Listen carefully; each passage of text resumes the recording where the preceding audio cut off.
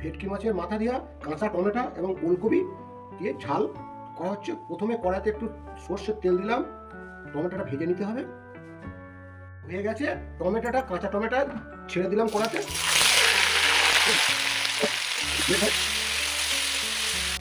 আদা ভাজা হয়ে এসছে, এবার লবণটা ছড়িয়ে দিলাম পরিমাণ মতো, হলুদ দিয়ে দিলাম।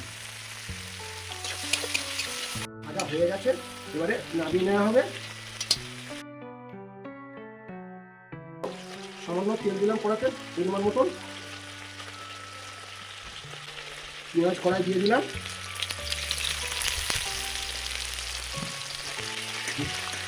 লঙ্কা দুটো ছিঁড়ে দিলাম, দিয়ে দিলাম কড়াইতে ভাজার জন্য।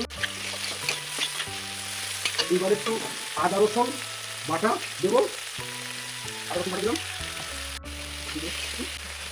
পরিমাণ মতো লবণ দিলাম, হলুদ দিলাম,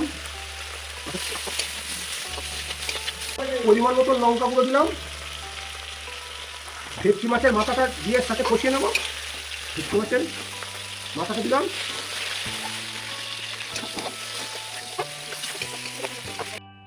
জল দিলাম পরিমাণ মতো, সিদ্ধ হতে হবে। একটু ঢাকা দেবো, এটাকে ঢাকাটা তুলে নেবো, নিয়ে টমেটো ছাড়বো,